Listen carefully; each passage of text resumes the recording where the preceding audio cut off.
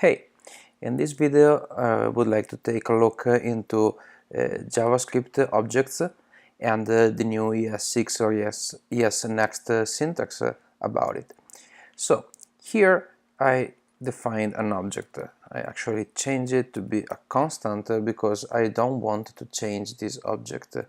The behavior of not changing objects is called immutability, and it's a very core concept in modern JavaScript functional programming, which is applied in JavaScript and mostly in React. So it's something I suggest you go and look for. It's immutability. Let's see. Yeah, you find it here in Wikipedia. It's interesting concept that we use in functional programming. Another topic that might be interesting to read about.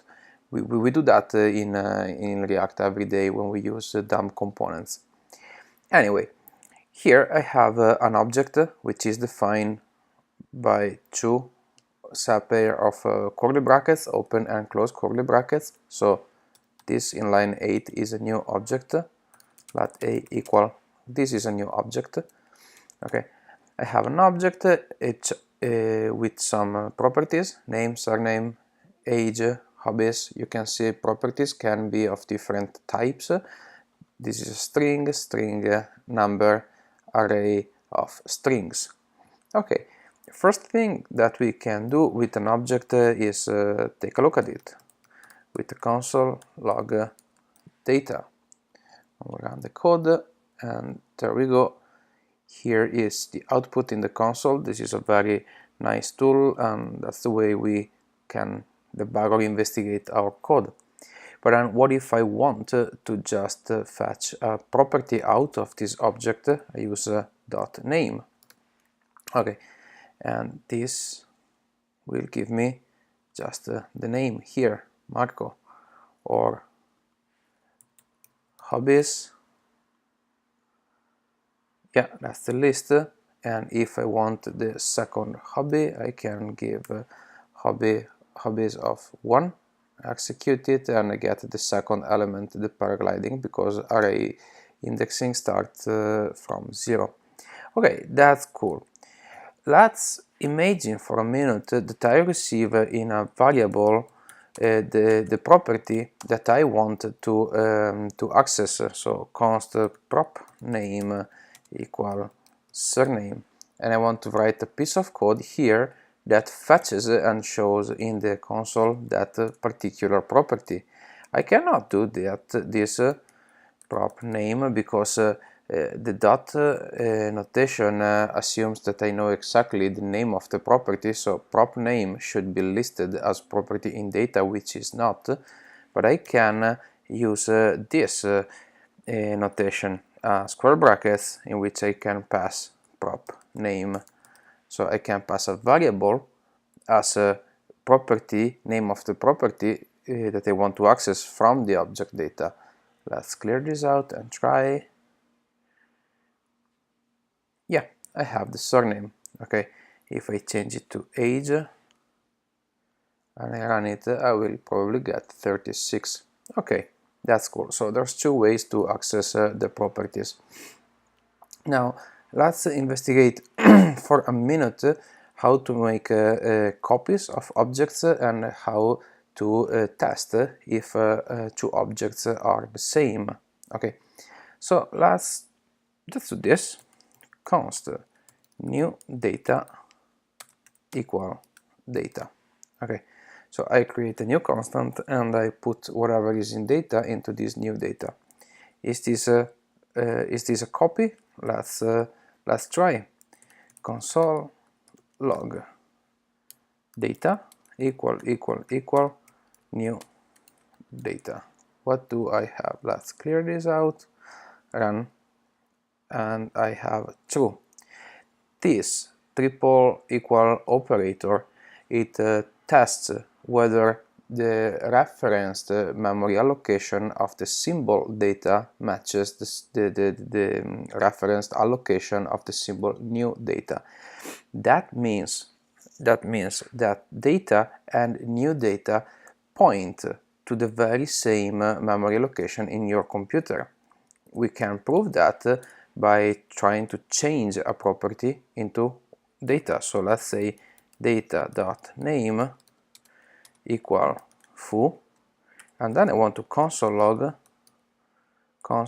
log new data.name. What should happen? Let's clear and run. Okay, it's full.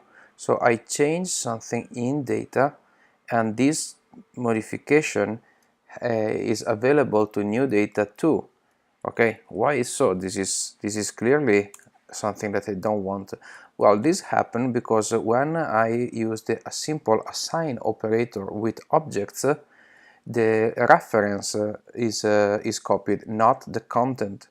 So data, this symbol, contains a reference to the memory of this object, and when I assign data to a new data variable, I just copy over this reference, not the content. There is a in JavaScript there is a library, an API to make a shallow copy is called, so to create a new object in which to pass down all the properties. Okay, in this case I should do something like this. New data is a new object. I go into and I say name is data.name, and surname is data.surname, and well, you get the picture. This way I create a new object which is not the same as data, and I am copying down all the properties. Okay, there is an API to achieve that. Is object assign, in which I create a new object and I will assign over the properties from data. So now new data, console log new data should give me the very same properties. Okay, Marco, Peroraro, age, array. But if I try to console log again data equal new data, this should get me false. Let's see. And there we go, we have a false. So now data is not the same memory of new data. So if I mutate the first object, so data.name equal foo, and I try to console log from new data name and execute this. Let's clear this first. Okay, then I see that I haven't changed the original object. So this, let's clear. This object assign is the way to make shallow copies of objects. Shallow copy means that only the first level of properties are copied into the new object. In this particular case, it means that this array is the same in new data and data, because an array is another object. So to make a recursive copy, it's not a shallow copy, it's a deep copy or recursive copy. There's libraries to do that. We don't really deal with that in this video, because our interest is making shallow copies, because they are extremely fast in comparison operation, so you can know very well whether an object is a new object or is just the same reference of another one. Okay, in JavaScript 6, in es6, we have a shortcut for this operator, which is the spread operator. And this is something you already saw many times in React, and this is basically the equivalent of the object assign. It takes whatever property is in data, and it spreads it into the newly created array. So in this particular piece of code, we have open curly brackets, closed curly brackets, which creates a new array, a new object. And then inside this newly created object, we take all the properties from data and we copy them. Okay, so let's try again. Console log new data. Yeah, let's run it, and yeah, I have the new data, and then console log data equal new data. Let's run it, and it's false. Okay, so I succeeded in creating a new object with a spread operator.